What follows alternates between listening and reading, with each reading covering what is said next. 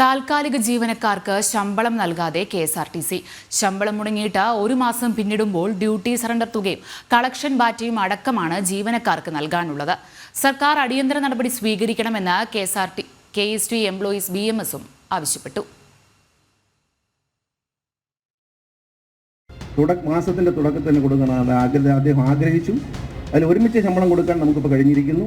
അടുത്ത ഘട്ടം എന്ന് പറയുന്നത് ആദ്യത്തെ ആഴ്ചയിൽ പറ്റുമെങ്കിൽ 1-ാം തീയതി 2-ാം തീയതി തന്നെ ജീവനക്കാരുടെ ശമ്പളം മാറുക എന്നുള്ളതിലേക്ക് കാര്യങ്ങൾ നീങ്ങും. KSRTC ജീവനക്കാർക്ക് എല്ലാ മാസവും 1-ാം തീയതി തന്നെ ശമ്പളം ലഭ്യമാക്കും എന്നാണ് ഗതാഗത മന്ത്രി KB ഗണേഷ് കുമാറിന്റെ വാഗ്ദാനം.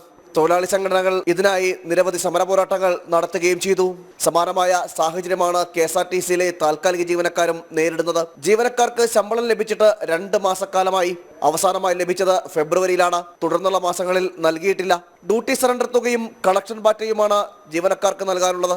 പരിതാപകരമായ സാഹചര്യത്തിലൂടെയാണ് ജീവനക്കാർ കടന്നുപോകുന്നത്. താൽക്കാലിക ജീവനക്കാരുടെ ഈ പ്രതിസന്ധി മറികടക്കാൻ സർക്കാർ നടപടിയെടുക്കണമെന്ന് BMS പറഞ്ഞു.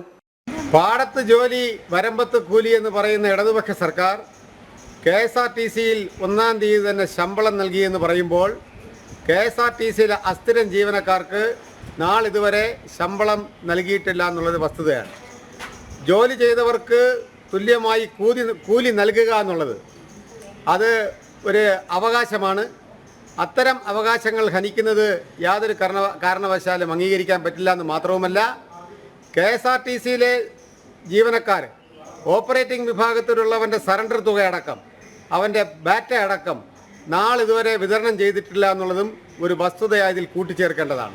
ശമ്പളം കിട്ടാതായതോടെ ജീവനക്കാരുടെ ജീവിതം വഴിമുട്ടി. കുടിശ്ശിക തുക എത്രയും വേഗം നൽകണമെന്നാണ് ജീവനക്കാരുടെ അപേക്ഷ.